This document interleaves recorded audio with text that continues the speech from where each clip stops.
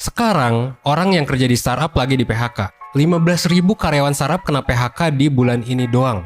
Netflix misalnya, juga baru nge-PHK 150 pegawainya karena pendapatannya nggak meningkat, bahkan menurun. Di Indonesia juga ada beberapa startup, contohnya Zenius, Link Aja, dan berbagai startup lain yang jadi korban tech bubble, katanya sih gitu, dan harus ngambil pilihan buat PHK ratusan karyawannya. Selain tech bubble, menariknya adalah generasi ini juga harus menghadapi dampak ekonomi yang lain. Pertama gara-gara corona, kedua gara-gara perang Rusia dan Ukraina. Dan ini bikin jadinya dampak ke ekonomi. Dan bikin inflasi, banyak harga-harga yang naik. Banyak hal-hal yang langka, contohnya minyak dan lain sebagainya. Nah yang jadi pertanyaan adalah gimana sih? Apa sih yang harus kita lakuin dalam keadaan kayak gini? Di keadaan resesi ekonomi, di keadaan tech bubble, di keadaan dimana semua kok kayaknya jadi buruk gitu.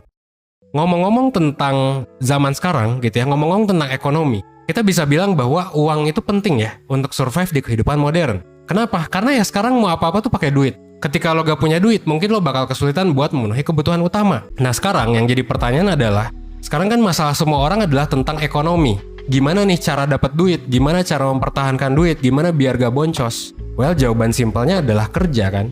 Nah masalahnya cari kerja kan bisa dibilang susah gitu kan di zaman sekarang. Jangankan buat nyari kerjaan sesuai passion, buat nyari kerjaan yang pragmatis, yang sekedar buat bertahan hidup aja nggak mudah. Pandemi tuh bikin banyak orang kehilangan pekerjaan, jumlah lowongan kerja juga menurun, yang bikin orang makin sulit buat cari kerjaan. Yang udah dapat kerja, haho-haho juga gitu kan. Pertama karena gap yang tercipta antara ya pendidikan dan industri. Akhirnya apa? Banyak mahasiswa, kalau kata Pak Nadiem Makarim, 80% mahasiswa itu nggak bekerja sesuai dengan jurusannya. Yang udah kerja, udah aman, gaji, dan lain sebagainya, konflik di kerjaan juga banyak cuy. Entah gaji yang nggak sesuai sama workload, bos atau lingkungannya toksik, berantem dan drama lah sama rekan kerja, sampai hal-hal yang ya mungkin kita nggak ngerasa cocok aja sama kerjanya, bukan passion kita gitu kan. Nah, sekarang kan banyak yang di PHK, banyak yang di layoff, dan sekarang juga banyak yang jadi job seeker. Dan kedua hal ini, pertama di layoff, kedua jadi job seeker, itu bukan sesuatu yang mudah buat dihadapin kan. Tapi sebenarnya ini bukan hal yang impossible juga buat dilewati. Yang jadi masalah Gen Z dan milenial sekarang, entah itu yang di layoff atau yang jadi job seeker, adalah penyesuaian sebenarnya. Mungkin beberapa dari lo setiap harinya udah terbiasa buat makan enak, buat punya saham atau kripto. Yang mungkin sekarang kriptonya pada boncos. Nah mungkin lo ngejadwalin perawatan kulit dan badan atau bahkan healing setiap minggu gitu. Dan bisa jadi ya banyak dari itu ketika kuliah lo dibayarin lah sama emak dan bapak lo. Gitu kan, mungkin emak bapak lo juga masih aman gitu kan. Atau masih aman juga karena lo udah kerja. Tapi once lo jadi job seeker atau lo di layoff misalnya, well hampir semua kenikmatan yang ada di level 2 dan 3 dan 4 itu bakal jadi hilang. Mungkin aset lo juga hilang, mungkin bisnis lo juga bisa jadi hancur dari keluarga atau dari bapak dan ibu gitu ya. Nah, sekarang anggap aja lo balik ke level 1. Lo semua menghadapi keadaan buruk, barang-barang makin mahal gitu kan. What should you do? Apa yang harus lo lakuin? What should we do? Well, gue ada beberapa tips. Pertama, of course, menerima keadaan. Jadi kayak jangan lupa bahwa ya keadaan ini mungkin nggak bisa kita kontrol.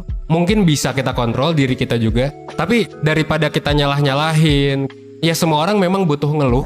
Makanya banyak orang yang mungkin butuh konsultasi atau mungkin ngeluh ke temen gitu ya. Tapi sehabis itu jangan lupa, jangan terlalu berlarut-larut, terima keadaan dan ya udah move on dari keadaan ini. Yang kedua, kalau memang lu punya sisa waktu, tenaga dan biaya, lu bisa manfaatin keadaan ini sebenarnya buat ngembangin diri. Kenapa? Karena bisnis-bisnis gede itu dibangun di masa resesi biasanya. Facebook, Netflix, dan lain sebagainya itu dibangun rata-rata di tahun 2008. Lu bisa manfaatin tahun ini buat nambah lagi skill-skill yang dibutuhin sama industri di masa depan. Lu juga bisa investasi ke diri lu sendiri. Bisa lu coba aktivitas-aktivitas baru yang at least bikin lu seneng, bikin lu produktif, dan ya syukur-syukur bisa menghasilkan. Nah yang ketiga adalah jangan lupa untuk cek resiko. Ini sih ya, ini penting di masa resesi karena kalau masih ada utang, masih ada tanggungan, mendingan segera dilunasin, segera dipikirin dari sekarang. Entah itu kredit, pay later, dan lain sebagainya. Nah meskipun gue cukup yakin juga keadaan tuh akan membaik lagi, nggak ada salahnya juga buat nyiapin dana darurat dan proteksi diri lewat asuransi, at least BPJS lah. Dan gimana pun hidup juga bakalan lebih tenang kalau kita udah punya plan dengan keadaan terburuk yang terjadi.